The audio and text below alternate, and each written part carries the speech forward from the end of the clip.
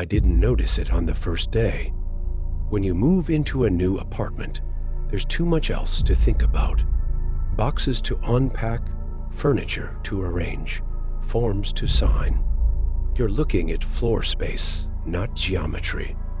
It was a top-floor unit, modern, with sleek white walls and an open layout. The kind of place you expect to find in a glossy real estate magazine, but somehow I'd managed to rent it for much less than the market price. Owner's been overseas for years, the agent explained when I asked. Just wants someone responsible to take care of it. I didn't argue. The first night, I slept like the dead. The second night, I noticed something strange. It was subtle. I was lying on the couch, half watching a movie, when my eyes wandered to the far end of the living room. The wall curved gently into the next one, like a soft bend. At first, I thought it was just the design, some modern, fancy architecture. But then I realized there were no corners. Not in the living room, not in the kitchen, not even in the hallway. Every wall met another in a smooth, unbroken curve. It was odd, but I shrugged it off. After all, maybe that was the style, a designer's quirk. By the fourth day, I started to feel it. It's hard to explain how space can make you uneasy, but there was something about the apartment that felt slippery. When I tried to remember the layout, it never stuck in my head quite right. I'd picture the bedroom door on the left, only to find it on the right when I walked over. The kitchen counters seemed longer one day, shorter the next.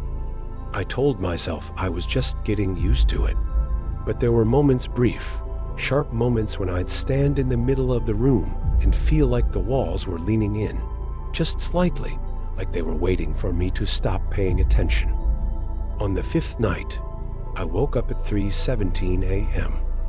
No noise had woken me, but I was suddenly alert, heart beating faster than it should. The apartment was silent. Too silent. Even in the dead of night, you should hear something. The hum of a fridge, the faint rush of a pipe, the creak of settling wood. But there was nothing. It was like the air itself was holding its breath. I got up and walked into the hallway. It felt longer. I couldn't see the end of it at first, just a pale stretch of wall bending smoothly away. I told myself I was imagining things. I went back to bed. The next morning, I noticed something else. The light. In every room, the light seemed flat. It didn't matter if it was day or night. The shadows were soft, wrong somehow. There were no hard lines, no edges. I held my hand up to the wall. Even my own shadow seemed bent. By the end of the first week, I was starting to feel tired all the time. My head ached. I couldn't tell if it was from the constant curves of the place or from something deeper, like the apartment was quietly wearing me down. I started forgetting small things.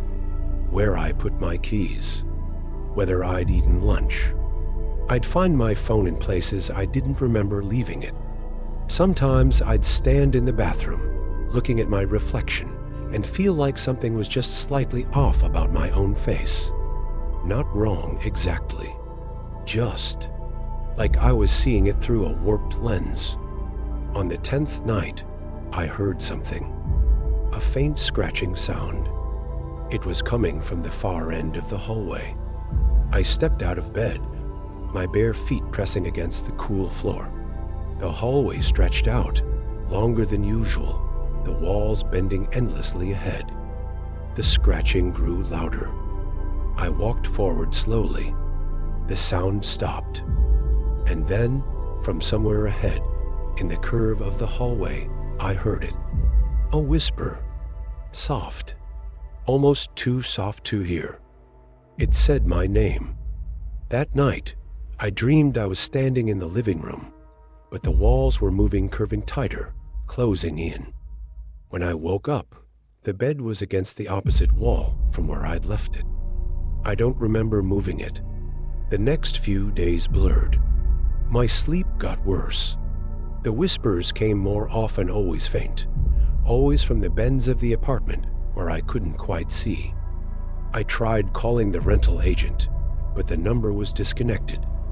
Last night was the worst. I woke again at 3:17 a.m. The hallway was longer than I'd ever seen it. The walls curved and curved, disappearing into the dark. And this time, there was someone standing at the very far end. I couldn't see their face, but I could see their hand pressed flat against the curve of the wall, fingers long and too many.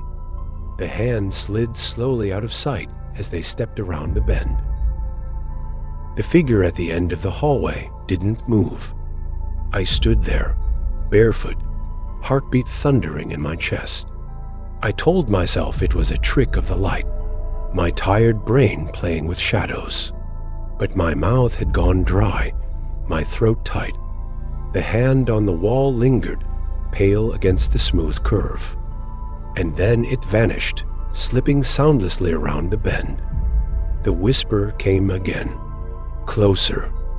I didn't sleep the rest of that night. When daylight came, it felt false. Like someone had painted the room in bright colors, but hadn't actually turned on the sun. I avoided the hallway. I moved my mattress into the living room. But that didn't help because in the living room, I started noticing things. The walls were closer, the curves tighter, and the room wasn't quite the same shape as yesterday. I decided I needed to leave. I packed a bag. I opened the front door, and there was another hallway. Not the building hallway, not the elevator, just another curve of pale wall, bending away in a direction I didn't remember. I stepped back inside, closed the door. My pulse roared in my ears. I didn't try again. Over the next days, I became aware of changes. The apartment felt alive. It shifted.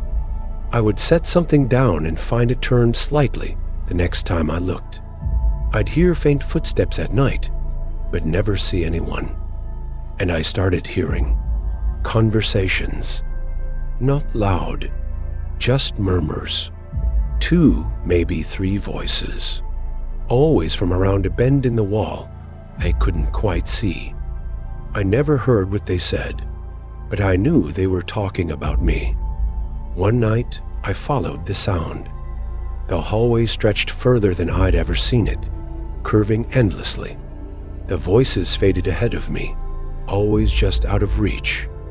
I walked for what felt like an hour, and then I came out into my living room. Except, it wasn't my living room. The furniture was mine.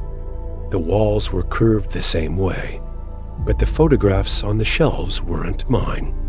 The face in them looked like me, but it wasn't me. The smile was wrong.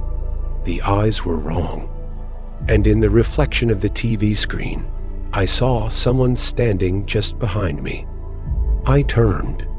No one was there. I don't remember how long I've been here. Days blur together. The apartment changes when I'm not looking.